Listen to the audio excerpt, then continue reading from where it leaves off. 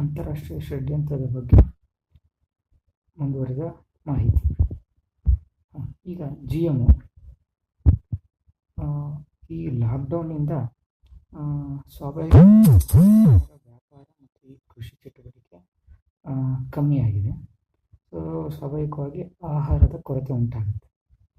ಆಹಾರದ ಕೊರತೆ ಉಂಟಾಗ ಏನು ಮಾಡ್ತಾರೆ, GMO ಬೀಜಗಳನ್ನ ಪ್ರಮೋಟ್ ಮಾಡ್ತಾರೆ.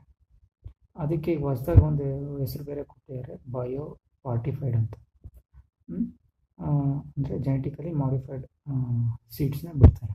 ಸೊ ಏನಪ್ಪ ಅಂದರೆ 10 ದಿನದಲ್ಲಿ ನಿಮಗೆ ಕ್ಯಾಪ್ಸಿಕಮ್ ಬರುತ್ತೆ, 20 ದಿನದಲ್ಲಿ ಕ್ಯಾರೆಟ್ ಬರುತ್ತೆ. ಸೊ ಈ ಥರದ್ದು ಆಹಾರಗಳನ್ನ ನಮಗೆ ಕೊಡ್ತಾರೆ.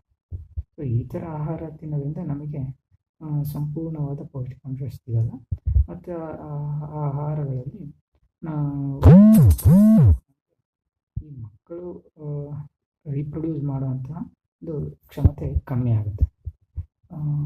ಈಗಾಗಲೇ ನೋಡ್ತಾ ಇರ್ಬೋದು, ಸಾಕಷ್ಟು ಈಗ ಜನರಲ್ಲಿ 1 ಅಥವಾ 2 ಮಕ್ಕಳಾದರೆ ಹೆಚ್ಚು, 3 ಆಗಿಬಿಟ್ರೆ ಅದೇ ಜಾಸ್ತಿ ಅಂತ ಹೇಳ್ಬೋದು. ಸೊ ಆ ಒಂದು ಪರಿಸ್ಥಿತಿ ಈಗಾಗಲೇ ನಾವು GMO ಬೀಜಗಳನ್ನ ಈಗ ಆಲ್ರೆಡಿ ತಿಂತಾ ಇದ್ದೀವಿ. ಸೊ ಅದು ಇನ್ನೂ ಹೆಚ್ಚಾಗುತ್ತೆ. ಎಲ್ಲ ಒಂದು ಧಾನ್ಯಗಳಲ್ಲೂ GMO ಬಂದ್ಬಿಡುತ್ತೆ. ಸೊ ಅದನ್ನು ಬಂದಮೇಲೆ ಜನರು ಇನ್ನೂ ಸಾಕಷ್ಟು ಅನಾರೋಗ್ಯಸ್ಥರಾಗ್ತಾರೆ. ಇನ್ನೊಂದು ಬಂದು ಈ ಮಾಸ್ಕ್. ಈ ಮಾಸ್ಕ್ ಬಂದ್ಬಿಟ್ಟು ಇನ್ನೊಂದು ಷಡ್ಯಂತ್ರ. ಏನಿದೆ ಷಡ್ಯಂತ್ರ ಅಂದರೆ, ಮಾಸ್ಕ್ ಅತಿಯಾಗಿ ಉಪಯೋಗಿಸೋದ್ರಿಂದ ಏನಾಗುತ್ತೆ, ನಾವು 6ನೇ ಕ್ಲಾಸು ಮಕ್ಕಳಿಗೂ ಕೇಳಿದರೆ ಹೇಳ್ತಾರೆ, ನಮ್ಮ ದೇಹಕ್ಕೆ ಆಮ್ಲಜನಕ ಅಂದರೆ ಆಕ್ಸಿಜನ್ ಬೇಕು, ಕಾರ್ಬನ್ ಡೈಆಕ್ಸೈಡ್ ದೇಹ ಹೊರಗೆ ಹಾಕುತ್ತೆ.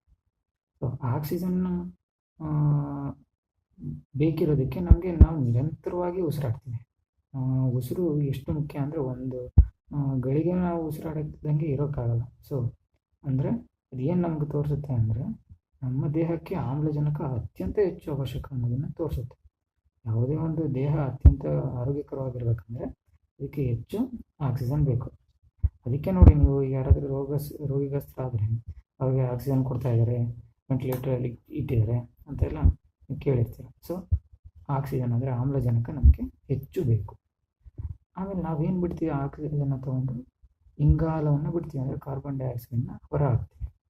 ಈ ಮಾಸ್ಕ್ ಹಾಕೋದ್ರಿಂದ ಏನಾಗುತ್ತೆ, ನಮಗೆ ಬೇಕಾದಂತಹ ಆಕ್ಸಿಜನ್ ಸಪ್ಲೈ ಕಮ್ಮಿ ಆಗುತ್ತೆ.